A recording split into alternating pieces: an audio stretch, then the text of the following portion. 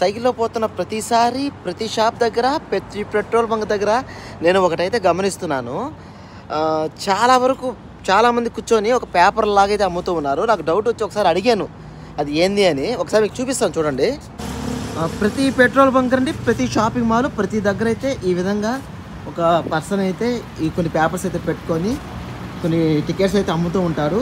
నేను వచ్చినప్పటి నుంచి అడిగాను, ఇది చూస్తే అర్థమైపోతుంది లాటరీ అని.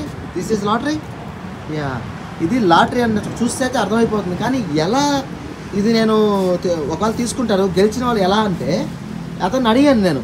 నేను చెప్పినానికి సరిగా అర్థం కాలేదు. సరే అని చెప్పి గూగుల్ ఓపెన్ చేసి గూగుల్ ట్రాన్సాక్షన్ ద్వారా ఇవి కొంటే వీటి రిజల్ట్స్ని ఎలా చూస్తారంటే ఇది థాయిలాండ్ యొక్క గవర్నమెంట్లో అఫిషియల్గా రన్ చేస్తున్న లాటరీస్ అంట.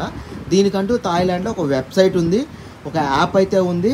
ప్రతిరోజు టికెట్స్ తీసుకుంటారు కదా, వాళ్ళకి యాప్లో అయితే కనబడతా ఉంటుందంట. ఈ యాప్లో వచ్చేసరికి నెంబర్ ఉంది కదా, టికెట్ నెంబరు ఇలా అయితే ఉంటుంది. వీళ్ళ ప్రైస్ అయితే ఇది 12 బాతులు అట్లా కొంచెం అమౌంట్ అయితే చెప్పాడులేండి. ఒక్కొక్కటి ఎంత ఉంటుందో మనకు అయితే క్లారిటీగా తెలియదు.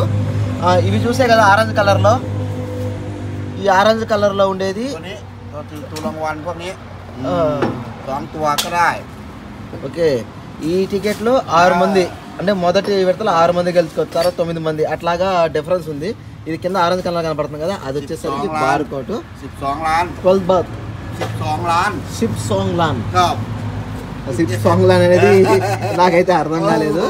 పెద్ద అమౌంట్ లాగే ఉంది. డైలీ యాప్ అయితే చూసుకోవచ్చు. ఇది గవర్నమెంట్ అఫిషియల్గా నడుపుతుందంట. బాగుంది. మన దగ్గర అయితే కేరళలో ఉంది ఆ విధంగా. ఆ తర్వాత నేను థాయిలాండ్కి వచ్చినప్పుడు ప్రతి దగ్గర కూడా ఇదే విధంగా చూశాను. కబూబ్కా, thank you for your information, thank you. Okay, బాగుందండి, బాగా నచ్చింది. గవర్నమెంట్ ఇట్లాగా అఫిషియల్ సైట్స్ రన్ చేస్తూ ఉంది. ఇలా రన్ చేస్తే ఎవరికి ఇబ్బంది ఉండదు, ఎవరు కూడా ఇబ్బంది పడరు. సరే ఉంటాను. వీడియో నచ్చుంటే ఆటగాళ్ళు వీడియో నచ్చుంటే ఒక లైక్ కొట్టండి.